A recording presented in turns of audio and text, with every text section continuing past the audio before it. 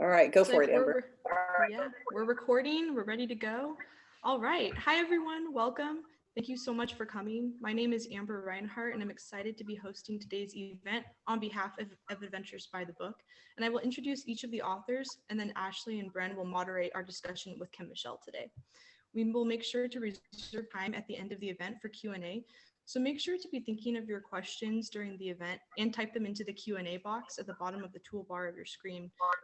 If you have any questions about that, just put that into the chat and we'll make sure to accommodate that for you. Please make sure to set your chat box to all panelists and attendees and not just panelists. So that way, if you type in your questions or comments, everyone can see them. And thank you to our vendors for purchasing books to support the authors. We have 3 exciting books today. All right, so thank you so much for continuing to support these authors. It means so much to us. And hold up the 3rd book. Here we go. All right, so keep in mind that you can still purchase copies of these books on our website at adventuresbythebook.com. And with that, let's dive right into our authors. So I am so pleased to introduce Kim Michele Richardson, the New York Times, Los Angeles Times, and USA Today bestselling author who has written 5 works of historical fiction and a bestselling memoir, The Unbreakable Child. Her latest critically acclaimed mega hit novel, The Bookwoman of Troublesome Creek, earned a 2020 PBS Reader's Choice, a 2019 Library Reads Best Book, Indie Next, SIBA, Forbes Best Historical Novel, Book a Million Best Fiction, and is an Oprah's Buzziest Books pick and a Women's National Book Association Great Group Reads selection. Wow, that was a mouthful and so exciting and impressive. We'll continue on though. So it was inspired by the real life remarkable Blue people of Kentucky and the fierce, brave pack horse librarians who used the power of literacy to overcome bigotry and fear during the Great Depression. The novel is taught widely in high schools and college classrooms. Her forthcoming 5th novel, The Bookwoman's Daughter, both a standalone and a sequel, is a perfect book club read. It follows Honey Lovett, the daughter of the beloved troublesome bookwoman who must fight for her own independence with the help of the women who guide her in the books that set her free. Very, very exciting to dive more into that in just a few minutes. But first, Kim will be in conversation with Ashley Blooms. Hi, Ashley, welcome. The author of Every Bone, a Prayer, which was longlisted for the Crooks Corner Book Prize, and which NPR says bears within its pages striking beauty and strangeness in equal measure. Very nice. Her new novel, Where I Can't Follow, was named by Good Housekeeping as the most anticipated book and lures you in with this teaser. Walk through the door and leave all your problems behind, but you don't know what's on the other side. And once you leave, you'll never come back. Born and raised in Kentucky, Ashley received her MFA at the University of Mississippi. Thank you, Ashley. And last but not least is our co-moderator, Bren McClain. Her critically acclaimed debut novel, One Good Mom Bone, won the 2017 Willie Morris Award for Southern Fiction and the 2018 Patricia Wynne Award for Southern Literature, given by the Clarksville Arts and Heritage Development Council. It was also named Pulpwood Queen 2017 Book of the Year, a 2017 Great Group Reads by the Women's National Book Association, a Southeastern Independent Booksellers Association Okra pick, longlisted for SIBA's Southern Book Prize, and a finalist for the 2018 Crooks Corner Prize.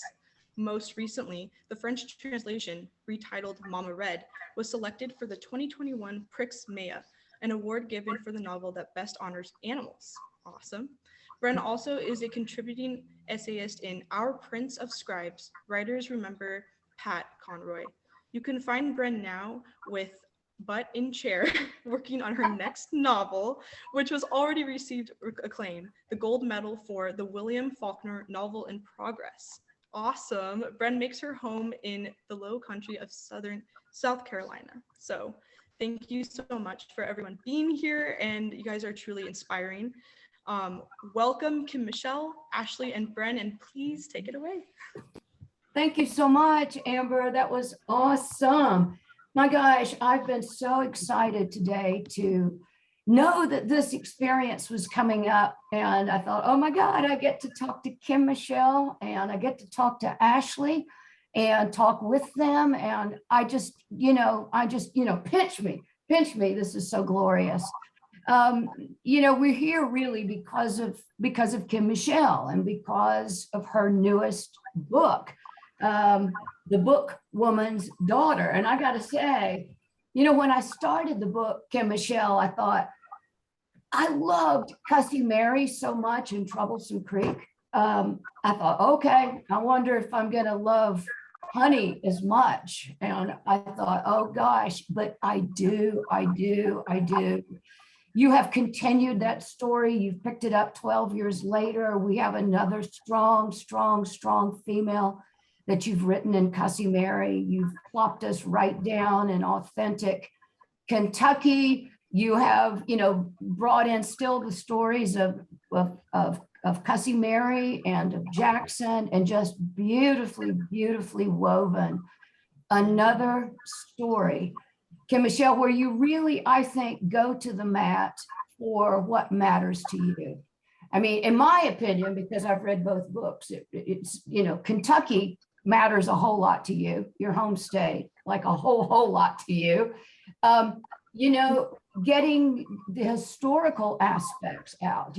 I know you're deep into research, and I want you to talk about that. I mean, you've not only dealt with one historical kind of tidbit, meaning the pack horse librarians, and that in itself would be enough, but oh my gosh, no. I mean, you also brought on and taught us all, people around the world, about the blue people in Kentucky. And so I have just such great admiration for you, your work ethic. You go to the mat for what matters to you. And I was wondering if you could, talk with us about how important research is for you. Well, I think I always write first for my people of Kentucky.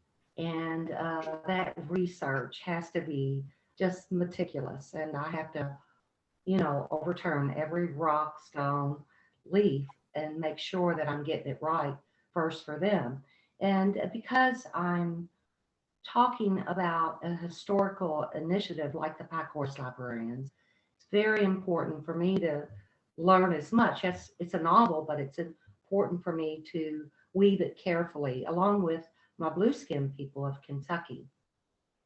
And so I really don't listen to any of the noise outside of that, because when I have the blue skin people of Kentucky writing me and visiting, and by the way, some of them are librarians, and they tell me how beautiful the book was and it mattered to them, along with the children of the Pack Horse Librarians. I knew I'd gotten it right. And so any of the outside noise coming in, or it meant it kept me so focused and grounded, and enough to dig back into the story again and show again remarkable Kentucky women doing unique jobs. We have a coal miner, a fire tower lookout, and frontier nursing service. And so it's important to always, Kentucky had just some amazing programs, the Moonlight Schools, the Frontier Nursing Service, the Pack Horse. And, somebody, early reviewer of Daughters, said, it's unbelievable that these women were doing that in that time and place. And I'm like, no, it wasn't. They were doing this work of 4-star, 5-star generals and more. And it's time they got credit for it. So it was really important for me. I got to interview coal mining women, daughters who had worked beside their mothers in the coal mine, research more about the Frontier Nursing Service, as well as just a ton of research. There's some courtroom scenes, so I had the blessings and honor to discuss with a circuit court judge, a friend. We fell down the rabbit hole, and kind of the book changed a little when we started talking about patriarchal laws and so forth. Mm-hmm. And that's how Honey's situation kind of evolved there. So she, was, of course, looking at all my courtroom scenes. And of course, it's 1953. And, Susan, the judge, she's, been a circuit court judge for about 20 something years. So, but still she knew, and she was presenting me with old archaic case laws from Westlaw. And that was interesting. And then, of course, Bren calling you up and saying, tell me about roosters. Tell me everything about roosters that you know.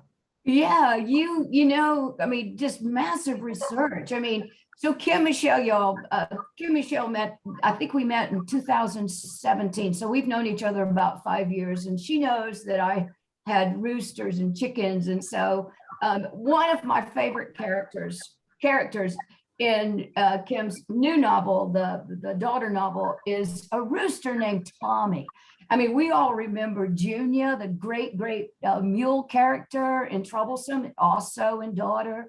But Kim Michele has this wonderful rooster. And so she says, hey, Bren, what kind of noises do they make? Tell me about roosters, school me in it. So she had reached out to me to do that research. And my favorite rooster sound, which is in Daughters. If any of you don't know how roosters do, one of the things roosters protect, absolutely, but also roosters like to find food for their hens. And so they're like scratching around, and they might see a bug or a piece of corn or something. And here's what it sounds like. And I had to tell Kim Michele, and she had to put that on the page. But it's hard to write it too. I know it's hard to write it. So it sounds like this. So they're kind of dancing a little bit because they're excited. They found some food for their women, and so it sounds like this. They say that, and here comes, the ladies and the hens. And so I had great fun sharing that with you. I thought you did an amazing job with Tommy. I just think it's, a really, really a cool thing. Ashley, I mean, the research that you do, what's that about? Very similar, I think, everything that Kim Michele mentioned. I mean, when I was reading Bookwoman's Daughter, it was just, because I'm from Kentucky, we share a home in southeastern Kentucky. And often in conversations about Appalachia, it feels like there's so much left out. And these are some of the things that get left out of that conversation, just the incredible strength and ingenuity and will that existed, and the desire to educate and spread awareness. All those things have always existed in the Hills. So getting to see that on the page and see characters that reflect so much of my experience is just so incredible. I can't get enough of that. And I think very similarly, I'm researching more for my third book than I have for my first two. And it's a lot of just trying to get the time period right, which I think is something I was kind of taking notes when I was reading Bookwoman's Daughter, because I think you do a great job of, it's not just a place that you are like creating, it is a time. And so to have that quality of immersion and cohesiveness throughout, that it feels like, the outside, our current reality doesn't steal inside. It's, you feel fully immersed in this time period and in this place, which is something that I think is part of that good research and going deep and reading a lot, is being able to evoke that. So.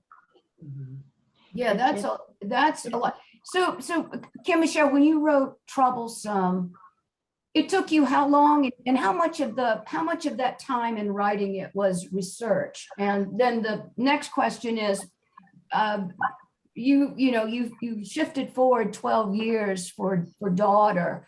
And I think I was telling you one time that the reason, really almost the only reason I knew that we were in a different time period in Kentucky was the use of the telephone when, Cussy Mary uses it. And I said, oh gosh, this is a different time now. And so let's just say for this body of work, for Troublesome Creek and for the Daughter, how much of the general writing time is research-based time for you? Because I know you do tons of it. Well, I'm always, going full speed, taking out the guardrails, doing everything. It's all at once. I don't outline. I'm just like scratch posters everywhere, pick up the phone, okay, go interview this person, you know. So, you know, it could stop in a second to do this or that, or, you know, it's Mhm. constant. It's And organic. I've It's said when I'm on a book, it's usually anywhere from 12, it's usually 14 to 16-hour days when I'm writing, and it doesn't stop, you know. So I know we have had some and communication. I love research, and I get a lot of my tips from elderly people. I have a really strong attachment to the elderly, and I love to listen to people. So everyone has a story, so you know I can get some of the tidbits and listen to that. Yeah. And So, you know, the fact that you wrote a follow-up, and it is definitely a standalone also. What moved you to do that, to continue with this story, with this glorious material? What moved you to do that?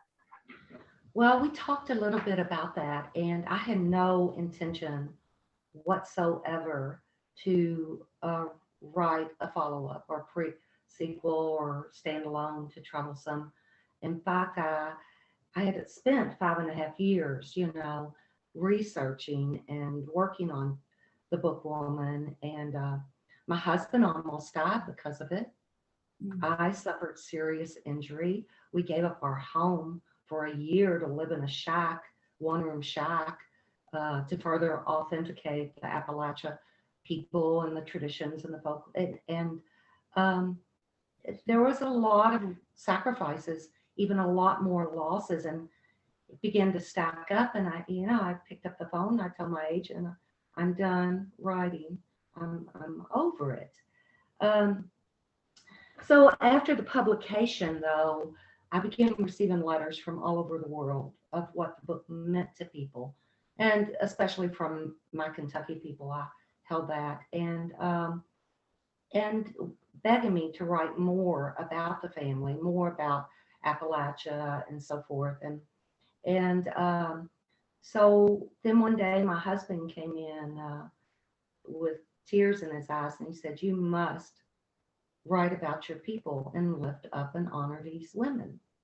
And I found that this was right when we were right before the pandemic gripped us. You know, we knew it was coming, that it was right for.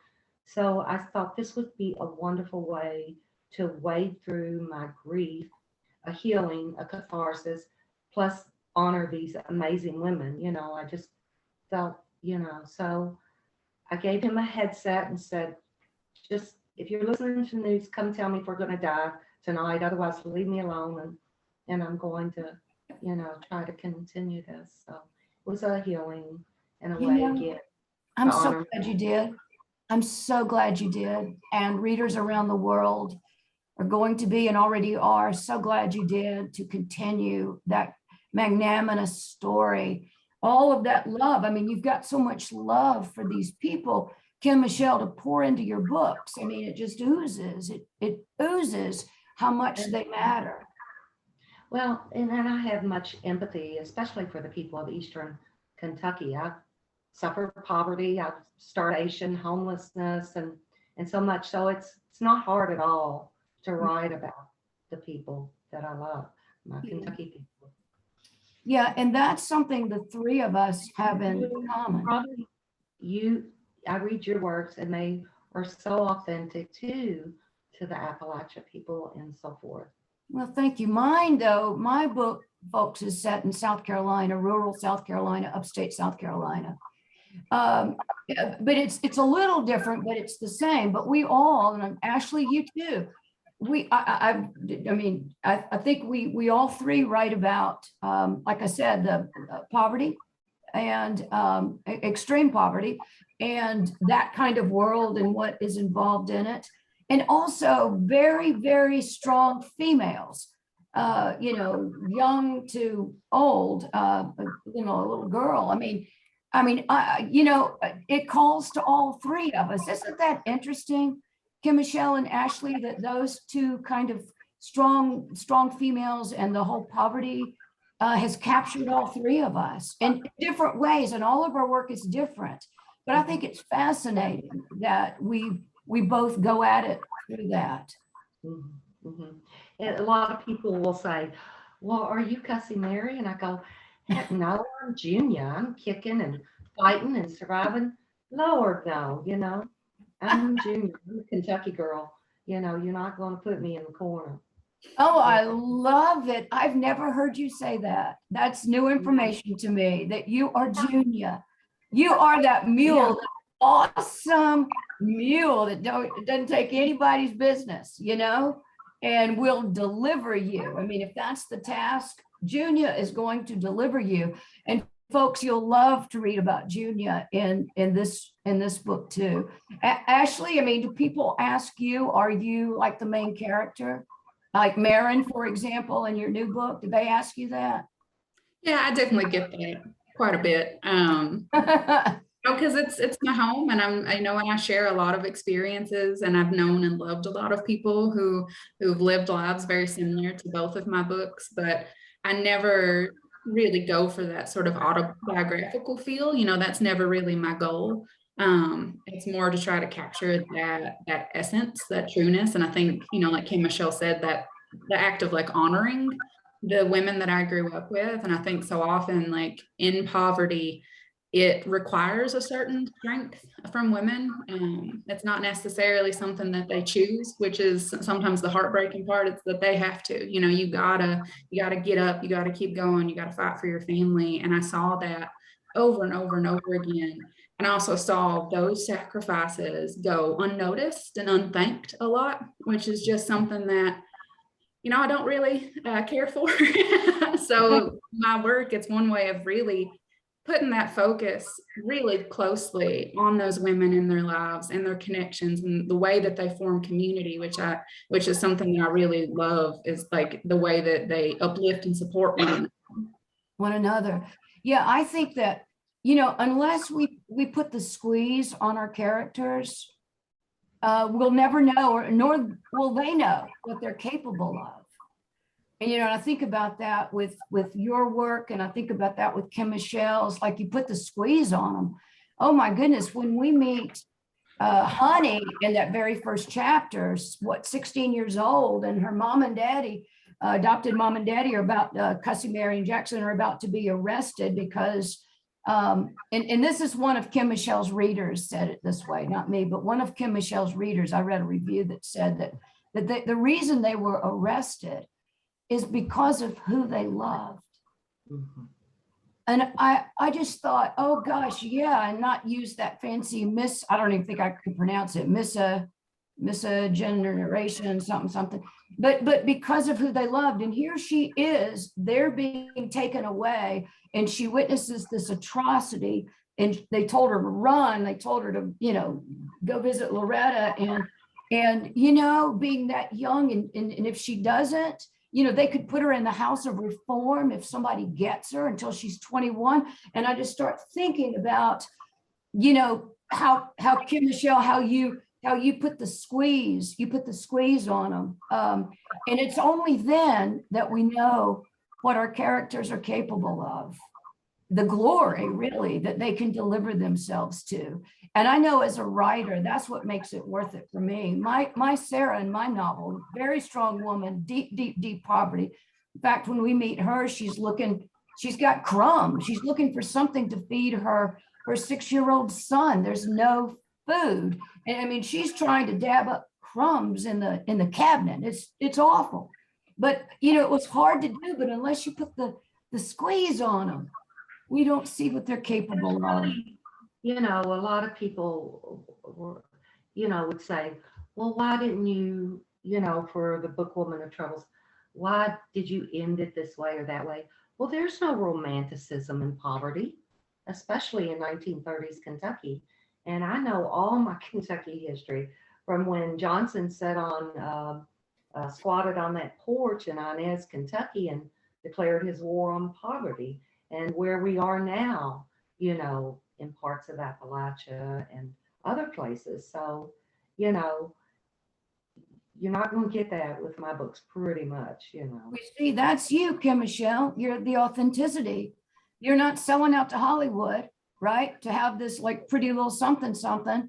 I mean, you stay you stay true. You stay true. And I'll share something that was kind of new to me. I think Amber in the opening said that my novel published in France won this award for animals, and that was one of the highest honors I could ever think of. I was told, and Kim Michele, you're published around the world, maybe somebody's told you this too, but when I went to Paris to get that award, I had French readers tell me that the French reader likes the hard endings, the true endings, the real endings, that they can smell some kind of Hollywood stuff going on. The French readers don't like that. And so they will love you because you stay true to what you had, you know, set in motion and represented with authenticity your world. Thank you. And I believe Ashley does that so well too. And I think again, it is just, you know, these women in poverty and struggling and so forth, and becoming stronger and seeing how they survive, you know. How they You can survive. do that authentically without, you know, putting all that romanticism and so forth in it, you know. No. That just, it's And I not. love that, like with Honey, one of the things that really stood out to me about her was that it didn't seem like you tried to make her invulnerable or impenetrable in order to prove her strength. She has moments of doubt. She responds and reacts and takes in the things that happen to her. She loses sleep. She has nightmares. She struggles. And there are moments where, you know, she is afraid. And I love that she gets that depth, that she doesn't have to be, you know, a kind of fortress that never, you know, flinches. And it's through that, the tenderness you show in her and the fact that she keeps doing the right thing, even when it costs her. And even when the threat that may come from doing the right thing is huge. She keeps doing it despite that. And I love that about her, that she gets a real fullness to her character. Oh, thank you. I really appreciate that. I wanted to tell you all a little light thing when I was researching, and of course, Judge was looking over making sure my court cases, not my briefs either. Now I'm trying to think. The law school's coming back to me. No, when I get in the courtroom scenes right, and I had the judge banging the gavel, left and right. And she said, Michele, she said, we actually don't bang the gavel. And I go, what? Why not? And she said, well, 20 years ago or something, this one of the judges at the courthouse, and they take care of 700,000 people in the Kentucky city, and one of them banged it, and it scared him so bad because it sounds like a gunshot. And she says, I've never banged the gavel. Nobody bangs the gavel. I said, well, can I just keep two? I'll take out the and she said, yeah, you know, but it's so funny just learning those little things, you know. You see, but see, that's what makes it so special that you know those things. So you know, and you too, Ashley, you know, you set us down in a real world, a real time and place, and you set us down with real people. You know, like Ashley, I had such admiration for Honey. She could have sold out. There were some off ramps for her. One major one that she didn't take. I just, you know, just solidified my love for her. Like Ashley said, doing the right thing, just doing the right thing. I just think it's just a pleasure. You know what? Here's the thing. I was going to say it's a pleasure to be in the worlds that you create, and you too, Ashley. But it's, you know, it can be kind of rough. But what I love is that Kim Michele with Cussy and with Honey, and you with Marin, you know, you've anchored us in an escort that is embodied of love, that is rooted in love. And for that reason, I will go anywhere with you. Thank you, Bren. Thank you. And, you know, like Ashley says, there's so many misconceptions about Kentucky and the Kentucky people. And especially when other people try to write it, even on a good day. I'm a Kentuckian for 100 years now, but if, for me, it's hard to write or explain Kentucky, much less, having somebody else try to. I remember when this book I was talking to editors, and I love this one editor, but she wanted a complete rewrite for the bookwoman of Troublesome Creek as it sits pretty much today. And so I'm listening and I'm listening, and then when she said, and she's up north, of course, in New York, and she says, now I have to ask my mom about your language. Well, I had already stripped my language, the music and the lyrics of these people, and I could not. So I said, well, okay, thank you. I hung up the phone and I called my agent and said, not for $1 million. I'll trunk it. I'll trash it. I'm not going to do this to my people. It's so important because this was a big thing. I was, setting out to deliver the blue skin people and the Pack Horse librarians to the world. And I was not going to let somebody tell me, about my people, so it was really, really important to me. Yeah, well, no wonder you can write "'Cause You Marry" and "Honey." You don't sell out either, Kim Michele. Oh, no. No, and it's what makes your book. And you and I had that conversation, it seems like. And I remember when I told you that you bring your authentic self to the world. You say, here is my authentic self, my authentic story. This is what I love. This is what I love, and hand it to the world. And I remember telling you that the world will honor that. Thank you. And look at what all's happened. I mean, how many languages are you published in now? Do you even know? I don't know, but one of the big honors, and I have to say this, was when the U.S. Embassy in Moscow contacted me, and they had selected for their literary translation of the year. And of course, they wanted to bring me, but we're in the pandemic, so they arranged it where I was zooming all the universities and libraries over there. And they cried. They felt the book just like, and they just loved it. It was just amazing. They got it all right, everything, that I wanted, especially at the end, I hope to drop seeds of kindness, courage, and compassion in a very charged and tumultuous world when this book sold in 2017. So just to know that it resonated with people over in other countries, it just really blows you away. Right. Toni Morrison said, if you write about a world particular enough, it will strike the universal in us all. And that's what you've done. You've written about a world particular enough, Kim Michele, to strike the universal in us all, even the people of Russia. That's quite a feat. So that standing your ground and not backing down and being true to that's so important. I mean, I know hearing about your experience has been so helpful for me as a young writer. I'm just starting out, and it's like hearing everything. And Kim Michele's a wonderful, she shares, she tries to like open doors to help in any way that she can. She's just wonderful, like as a friend and a mentor. And that's definitely a moment for me where I'm like, I can straighten my back a little.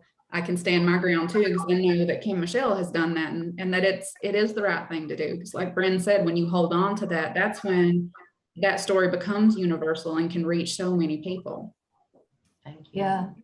And so, Kim Michele, what do you think about reading us a little bit from Daughter? Would you do us the honor? I don't like to read, but Yeah, but your voice is so pure and awesome. And I would just love to give people just a little bit of flavor of you. I mean, they know you already, but just you're reading the work, would you? Okay, hon. Well, here is Honey's lawyer, and they're talking and discussing, what they're going to do with Honey. And she says, Mr. Morgan, none of it seems fair. He's leaving, and he says, what's that, Honey? The laws, sir, the man-made ones about love and marriage. I wanted to ask you when they'll change the miscegenation laws so folk can love who they want to love. Why do you think it's wrong for mine or any folk to love another person? For me to love who I want? Mr. Morgan, they ain't hating, they're loving. Don't seem right, they're ignoring God's law. Do you think they'll change it, Mr. Morgan? He stared at me thoughtfully, and after a long moment said, though it rarely happens fast enough and not near as quick as it should, Honey, I expect all ugly laws change, like all ugly laws, change will come. Wow. Thank you. Like all ugly I would love laws. to hear Ashley read something from her book, and then Bren, Okay, that sounds cool. It's you did it. We'll do it. Ashley, would you want to go ahead? That seems only fair. I'll read just a little from the first chapter where I can't follow. When I was little, my cousins and I used to pretend what it would be like when we got our little doors. Even then, we knew not all of us would get a door. Maybe none of us would. Most of our parents hadn't, and none of our parents had taken their door even if they had gotten one. Not yet, anyway. No one really knew how the doors worked, only that they showed up from time to time and seemed to appear to people who really needed them. The doors found the hurt, the lonely, the poorest, and the most desperate. They seemed to have the same taste in picking partners that I would develop when I grew up. Wow. that's wonderful. Wonderful, Yeah. Ashley. Yeah, love I haven't finished reading your book, but I'm deep in it, and I'm so enamored with the doors. So enamored with the doors. So good for She you. does an amazing job on that. She did do an amazing job on that, didn't she? Your imagination just kind of blows my mind. I can't wait to read your first one. That I always thought every prayer a bone, I think is The bone of prayer. every bone a prayer. Okay. Well, Close. close. Oh, there it is in the background. I just I love that title. I love the poetry of that, and so I can't wait to dig deeper into you, Ashley. All right, so I'm going to read from One Good Mama Bone, and this is a novel about motherhood, and it's really about two mothers. Sarah Creamer, we've been talking about that very strong woman who's in poverty, who believes she doesn't have a mama bone, and the story is about what she does to give herself a new narrative, or at least the opportunity for a new narrative. The other mother is a mama cow, who comes to live in Sarah's midst. This is 1951, to teach Sarah all things mother. And part of my favorite parts of the book, there are sections at the end of the chapters where Sarah actually talks to the mother cow who has come in her midst and confesses her life story. And this is the first time she talks. And Mama Red has come on the scene and begun to teach Sarah about being a mother. And I'll just read a little bit. This is the first word Sarah says to Mama Red. You done started on your teaching of me with my boy. Can I tell you that, girl?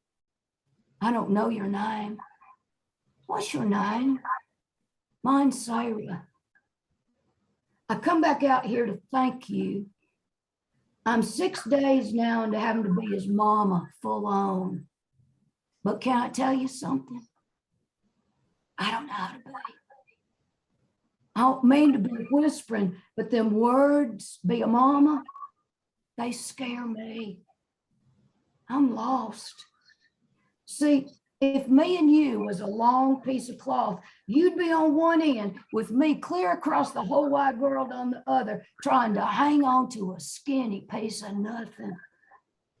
Because as good a mama as you are, I don't know how to be a mama. Excellent.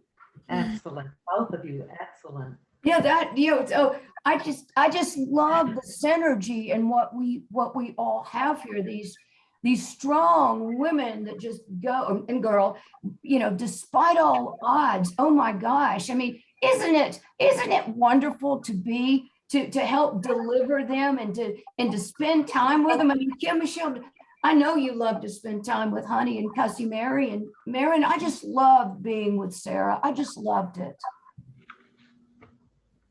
Thank you. Thank you.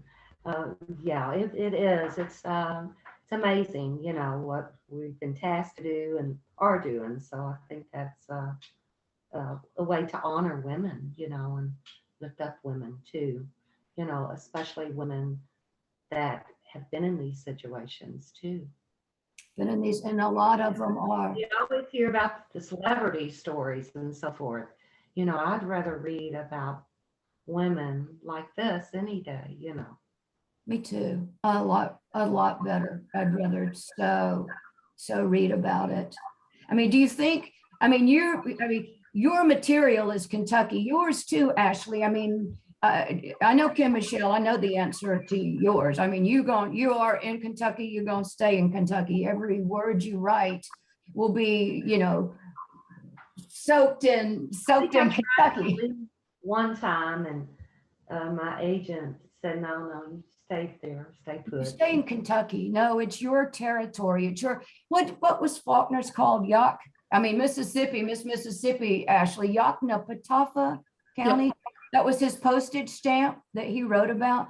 Ashley, you're going to stay in Kentucky and with your writing? I really can't imagine not. I've not yet thought of a book project or anything that's not set here. I think the closest I got is, you know, someone who moved away, but they're coming back, so I don't know. But it's always just, I'm tethered to it. Yeah, me too. For South Carolina, I'm tethered to the state, and it just what it's my people, right? I mean, y'all know that it's just my people, and there's a lot of similarity in South Carolina, and especially in the upper part of the state, middle part of the state of South Carolina with Kentucky. And so it's been a real honor to be in conversation. Kim Michele, do you want to say anything more before we, you know, go to Amber and Q&A from the audience? No, I would just really love for you all to just tell the people out there what you're kind of working on without giving it away, and you know, and Ashley, please.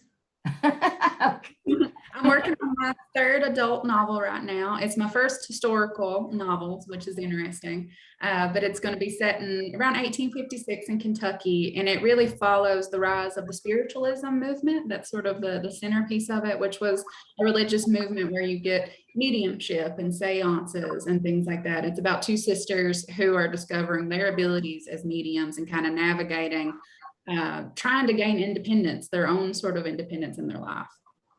Oh, when are you going to be finished? Lord knows. Okay, yeah, good answer.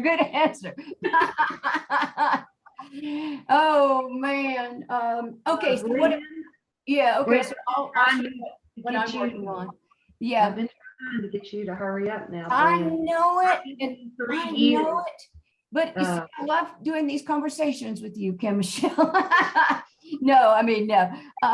I'm a slow writer, y'all. I'm an organic writer. I don't outline either. I just kind of feel my way in the dark. I mean, that's just me. Just like you, Kim Michele, if there's something I need to know, I'll pick up the phone or I'll go, you know, research it, you know, almost kind of as I go. So I know. So this next novel is deeply historical, set in South Carolina, that involves a woman named Eula Bates and her brother George. True story. Who refused to give the federal government in 1951 the right of way to build a 4-lane blacktop through the middle of her farm. another impoverished woman. They condemned her property. They sent the bulldozers anyway. And this is August 27th, 1951. The bulldozers are about to come through the hog wire fence. And let's just say that Eula's life will never be the same again. And strong, it's set during the Savannah River plant, when it's the largest use of eminent domain in the time of peace. And I did 40 different case histories with people who had been thrown off their land so that the government could build the hydrogen bomb plant. We call it the bomb plant now. This is the story of George and Eula Bates.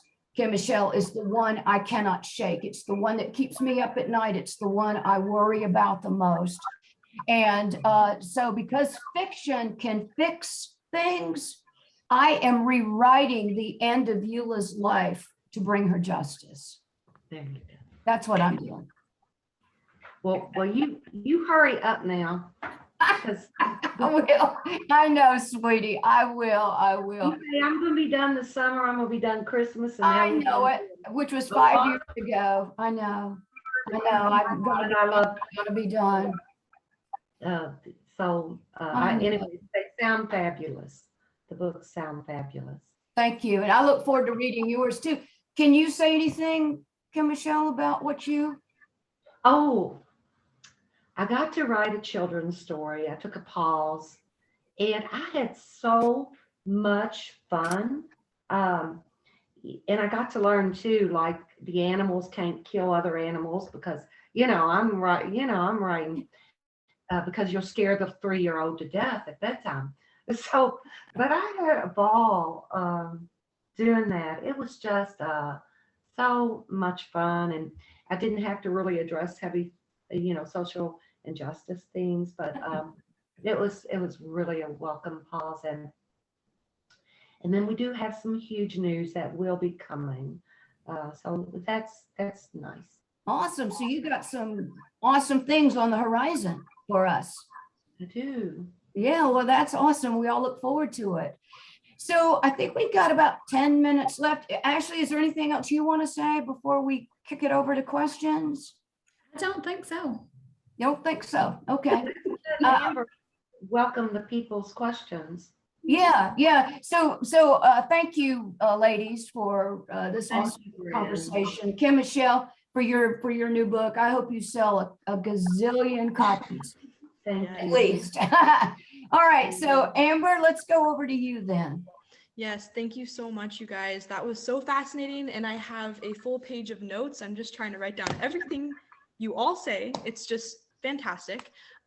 We are going to be opening up to Q&A, and we actually have a question that I'd like to start off with. Also, the Q&A is at the bottom of your screen. So if you just click it open, a little chat box will come up and you can insert all of your questions in there. So we have one question right now. Because I don't know where that box is. I'll go ahead and read them. That way you guys can just answer. So we have one question from Barbara, and she asked, what is a moonlight school? The moonlight schools they began in the early 1900s, I believe. Maybe 18, well, I don't have my notes, but they were set in Kentucky where they started these schools for the elderly and underserved, and also the men going off to war and so forth.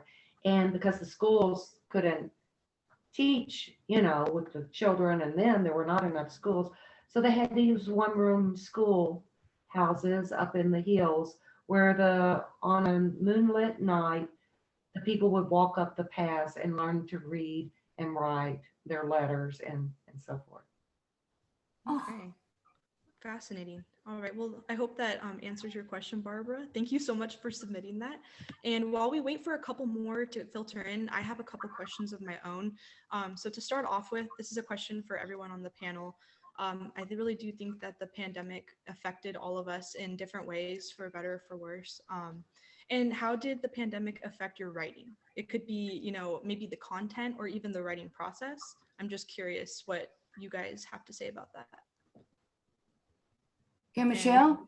Yeah. Well, as I said, I had already been wading through a lot of grief, and I knew the pandemic. I actually got wind of it in that late December when they mentioned one sentence.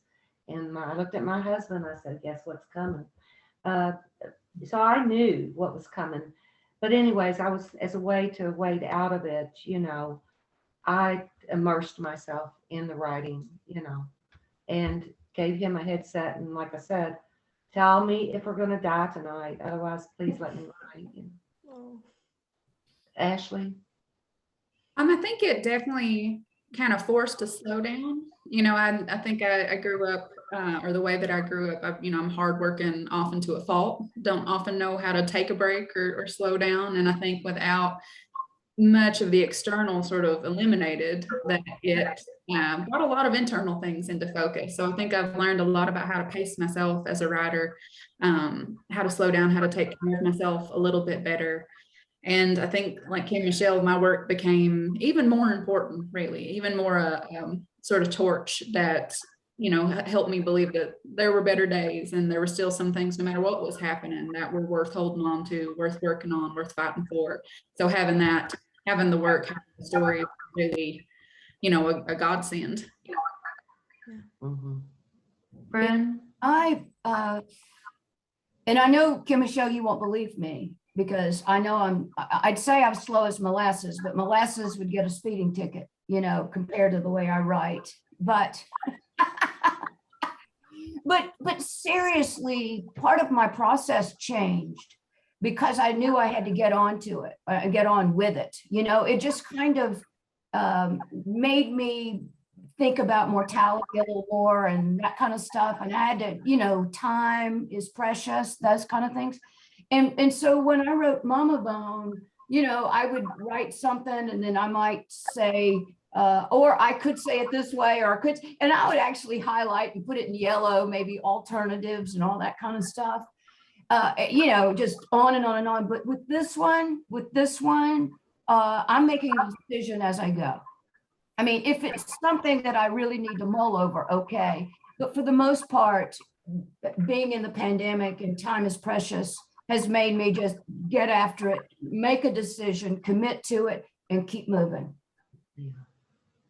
thank you so much. It's just crazy times, and you guys all inspire me that you keep creating amazing content, while all these, hard things are going on. So thank you for that. We have a comment from Janice. She wants to know if you guys ever join any book clubs, and if you do you have any memorable book club moments that you'd like to share? Yeah, may I jump in here a minute? I know Janice in Memphis, and she's written over there in the chat that she would love to have us all, and it's Purdy Pines Retirement Center in outside of Memphis. It is fantastic. I visited them with Mama Bone. They are magnanimous. And so Kim Michele and Ashley, I couldn't recommend them. And so I loved my time, Janice, with you folks. Yeah, I love doing book club visits. I think that was one of the first, a lot of events that you do are when the book is really new, it's just out in the world. So not a lot of the people who come to events have read it yet because they just got a hold of it. And so in the book clubs that I've visited, those have been some of the first times where I got to hear how readers had taken my work into their lives, into their hearts. I got to hear their interpretations, their theories, their favorite characters. And so those book club moments have been really special because it's not so soon after the release, and you get to hear, all those things that you really look forward to hearing. One of the most wonderful things happened a couple of weeks ago, and when for 2.5 years I've been Zooming now nonstop with book clubs, and I got a call from the TSA people, with Homeland Security, and they were so sweet. They had started a book club during quarantine to foster friendship and, have open conversations. And so they had asked me, of course, to please, and of course I couldn't refuse them. But anyways, it was just, I thought, I heard from so many book clubs around the country, many of them starting and naming them the Book Women's Club, but it was just amazing how these people got together, and they still were going to entertain and read, and the importance of literacy, and to keep their conversations going through the pandemics and so forth. And a lot of these book clubs have still grown, and are still going on. Being mindful of time, we are almost done. So if you have any questions that you want to submit, now is the time. I have one more that I want to ask just because I'm curious. We always try to get to know our authors just a little bit more. Do you guys have an interesting fact or like a little tidbit about yourself that we wouldn't know? Just a quick little, yeah. And that we could say. And that you can share. That's the other part. I have to search my mind now. You don't have to if you don't want to, but. The only things coming to mind is I learned to play dulcimer in school. I don't currently play, though it's something I've thought about picking back up. We were lucky to have sort of a local musician and storyteller who really studied like traditional arts, and he taught us traditional stories and songs. He taught us how to play the penny whistle and the dulcimer in school. He's an amazing man. His name's Mr. Wilson. He's fantastic, but that was one of those wonderful little Kentucky school things that I got to learn. How cool. Awesome. Do you have anything that's tidbit? Oh, well, my biggest fear, I'm going to tell you my biggest fear is wasp. And I was driving to work one morning, and full speed traffic on the expressway. And I stopped my car. There was a wasp, in the car, and everybody, truckers honking at me. And I'm like, I'm not getting in there until that wasp comes out. And I had no fear of all them plowing over me, but I stopped it right in the dead of busy traffic. So I have this fear of wasps. One thing, before I met my mister, we've been married 33 years, I dated a rock star. So. Oh, very interesting. Oh, I don't know this about you. Cool. Whoa, whoa, whoa. What a way to kick out. What this? But I'm an old Leave girl. us hanging like that. I know. Can you say who? I mean, we all want to ask you. Can you say who, Kim Michele? Well, if you follow me on social media, you once in a while give you a glimpse. Okay. Yeah. Okay. All right. Anything, Bren, or not? Well, Bren, are you afraid of anything? Yeah, I'm a twin. I'm a fraternal twin, and that has shaped my life more than anything. Linda Gale and Brenda Dale. We're the McClain twins from Anderson, South Carolina, and that's all really will ever be. I can go right back to Anderson right now, and we are the McClain twins. And if we were one person, we'd be hell on wheels. Very interesting. Well, thank you guys so much, Kim Michele, Bren, and Ashley. We really enjoyed today's discussion, and we learned so much. As a last reminder too, you can still purchase these women's books. We have them at our website, adventuresbythebook.com, which we just dropped into the chat, so be sure to click on that. And we really want to thank all of our adventurers for coming out. None of this would be possible without you. If you are in or near San Diego, join us for our next live and in-person event on May 26th with world-renowned swimmer Lynn Cox for her new book, Al, the Water Rescue Dog. It will be very sweet. And our next virtual event on May 11th, we will feature 4 authors who lie within the shadows of history, New York Times and best-selling authors David Gillum, Tracy Anderson Wood, Julia Bryan Thomas, and Audrey Blake. So thank you, everyone. And until next time, what will be your next adventure by the book? Thank you. Thank you. Thank you. Bye-bye. Thanks, Kim Michele. Thanks for, and Ashley and Amber, Susan, thank you. Thank you.